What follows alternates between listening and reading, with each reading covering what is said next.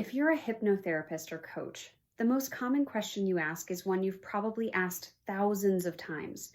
Why do you keep doing this? Why does this bother you so much? Why didn't you just stop? These questions sound thoughtful. They sound like the right thing to ask someone who has come in to understand themselves better. They are also one of the most reliable ways to shut a client down. Today, I want to walk you through the difference between why and what. Why this single shift in how you ask questions changes the entire arc of a session, and how to start catching yourself when why comes out of your mouth before you can stop it. Let me start with the mechanism. There is a real difference between asking why and asking what. Why do I do this? Sends the client searching for a justification. It activates the analytical mind, and almost always it produces defensiveness or shame, because why implies something needs explaining, something is wrong. The client gives you the answer they've rehearsed, the one that gets them off the hook, or the one they genuinely believe but that keeps them stuck because it's just the surface story. The story they've told themselves 100 times, the story that has not freed them yet. What is happening when I do this invites observation instead. It creates enough distance between the person and the behavior to look at it clearly. It sparks curiosity instead of self-evaluation. That single shift from why to what changes everything. Let me show you what I mean with side-by-side examples. Take a client who keeps going back to a relationship that isn't working. The why version. Why do you keep going back to him? She'll say something like, I don't know. I guess I just love him. Or, I think I have low self-esteem. Or, I'm probably just stupid. None of those answers actually open the work. They're explanations. They're the surface. The what version. What does going back give you that leaving doesn't? She might pause. Then say, when I'm with him, I feel like I matter to someone. When I leave, it's just me, and that feels worse. That's not an explanation. That's the truth underneath the behavior. That's what going back is providing. Now you can work with it. Take a client who shuts down in conflict. Why version? Why do you shut down when you fight? She'll explain. I don't like confrontation. My family was really volatile growing up. I just freeze up. All true, all on the surface. All things she has been telling herself for years. What version?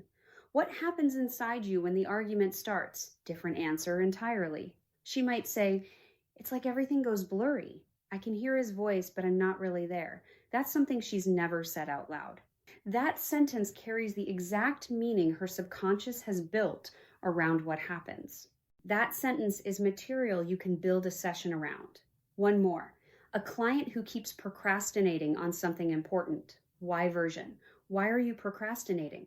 I don't know. I guess I'm just lazy or scared of failing or maybe a perfectionist.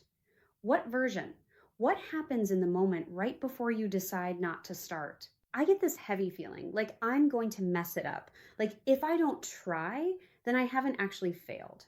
The first set of answers are categories: lazy, scared, perfectionist. They shut the work down because the client thinks she's already understood herself. The second set are observations. They're hers. They have texture. And every one of them gives you something to actually work with.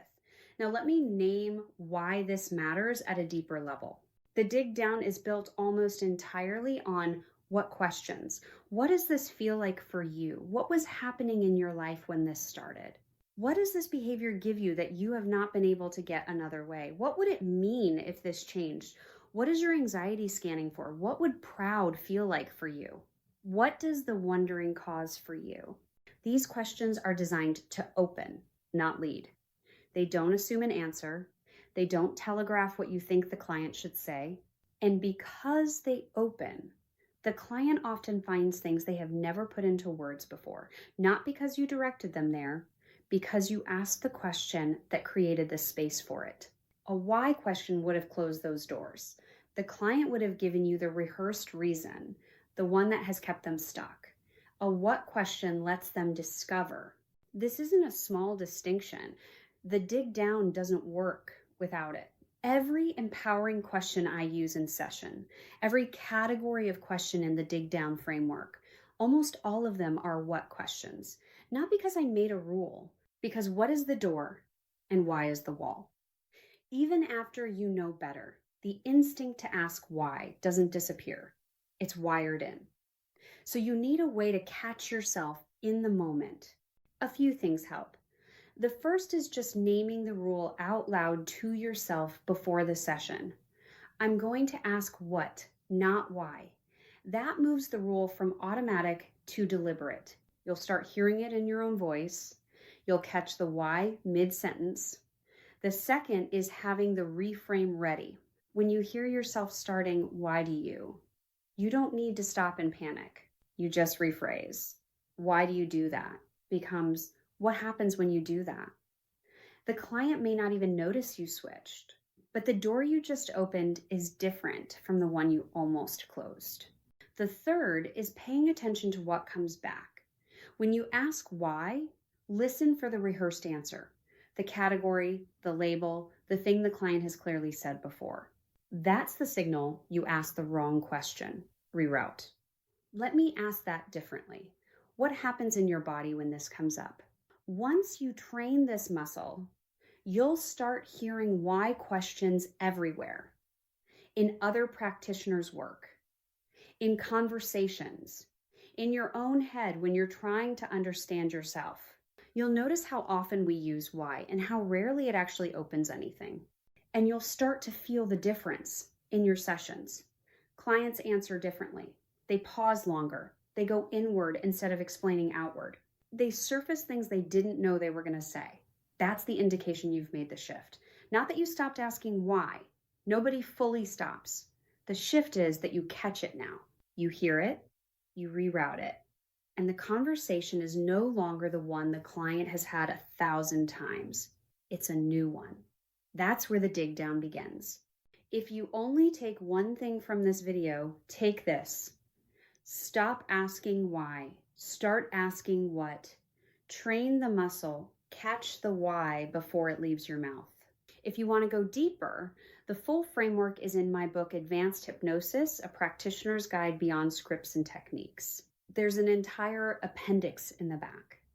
It's to the dig down. That's a reference of empowering questions organized by what you're exploring, with multiple ways to ask the same question depending on where the client is. Link is in the description. Thanks for watching.